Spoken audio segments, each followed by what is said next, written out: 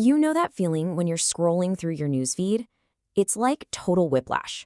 One second, you're seeing who the world's biggest pop star is, and the next, you're reading about a global crisis. It just feels so disconnected. Well, in this explainer, we're going to connect those dots and try to build a clear picture of what's happening in the world right now. I mean, that's the big question, isn't it? With so much happening all at once, from politics and product recalls to international conflicts, it is so easy to feel overwhelmed. How does any of this actually fit together? So that's our mission here. We're going to take this chaotic stream of information and try to find some of the hidden connections between the stories shaping our world. Ready? Let's get started. Okay, we're going to start with the stuff you've almost definitely seen online, the cultural moments that get absolutely everyone talking. First up, you knew it was coming, the annual social media takeover that is Spotify Wrapped. And wow, this year saw a huge shakeup at the top. After a really dominant run, Taylor Swift has been dethroned by Bad Bunny as the world's most streamed artist. And this is more than just a ranking, you know? It's a real signal of a shift in global cultural influence, showing the incredible reach of Spanish-language music. So from our playlists, let's go to our pantries. A massive product recall has been making the rounds, and it affects over 250,000 cases of shredded cheese. Yeah, sold at major retailers like Walmart, Target, and Aldi.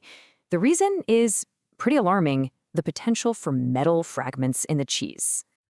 And of course, rounding out all the cultural chatter, the holiday season is in full swing.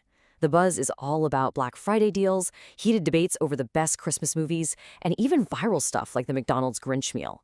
It really shows how consumer culture just captures our collective attention, doesn't it?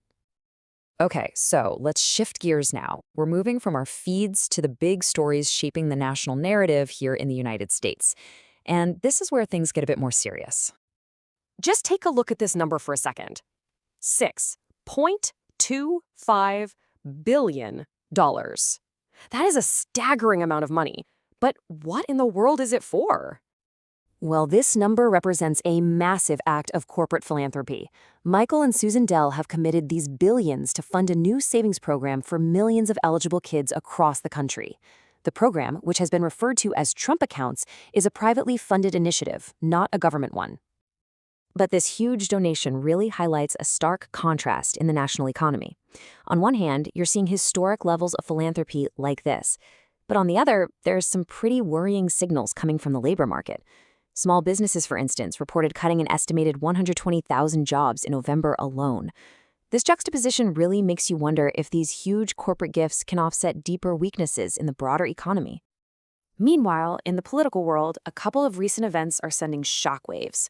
First, a special House election down in Tennessee ended in a much narrower win for the Republican candidate than anyone expected, which some analysts see as a potential warning sign for the party.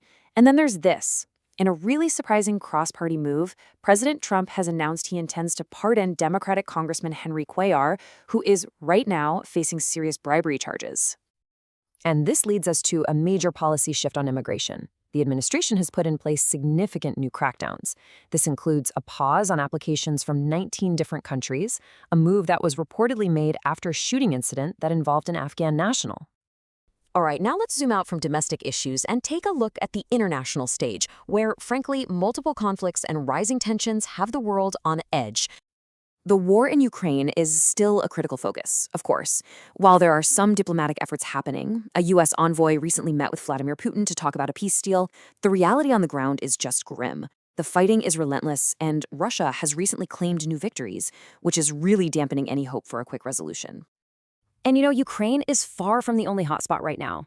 At the exact same time, a brutal civil war is still raging in Sudan, rampant gang violence has completely paralyzed Haiti, and a very fragile ceasefire between Israel and Hezbollah is being watched very closely. Every single one of these is a major humanitarian and geopolitical crisis. Now, besides armed conflict, there's a whole other kind of battle being fought across the globe. A wave of anti-corruption movements is making major headlines. We're seeing significant protests and legal actions taking place in countries from Bulgaria and Bangladesh all the way to Belgium, some even involving arrests of high-profile former officials. So now we're going to turn to our shared global challenges. These are those transnational issues: from environmental disasters to public health crises that really affect every single one of us. It doesn't matter where you live. And here's another number for you, but this one represents a really tragic human toll.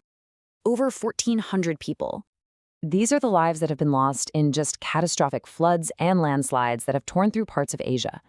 This disaster has hit multiple countries, including Indonesia, Sri Lanka, Thailand, and Malaysia, completely overwhelming the emergency crews on the ground. And these environmental and health challenges are just widespread. In Hanoi, Vietnam, the air quality got so hazardous recently that schools actually had to restrict all outdoor activities. At the same time, the World Health Organization is battling outbreaks like cholera while also marking World AIDS Day. And all of this is unfolding under the long shadow of climate change, which keeps driving that global focus on renewables and carbon capture. And all of that brings us to our final theme for today, a topic that kind of weaves its way through almost everything we've talked about: the revolution in artificial intelligence. What's so fascinating about AI right now is this deep paradox it presents. On one hand, it has this unbelievable potential to solve some of the very problems we've been discussing, transforming everything from healthcare to climate modeling. But on the other hand, the immediate frenzy to build this technology is creating its own crisis, a new global supply chain crunch, as the demand for these specialized components just skyrockets past the supply. So when you step back, you see it all happening at once. Pop culture, philanthropy, political conflict, a technological revolution. It's a constant storm of information. So the real question is, as we look at this chaotic global snapshot, which of these stories, these trends, and these crises will be the ones that truly define our future?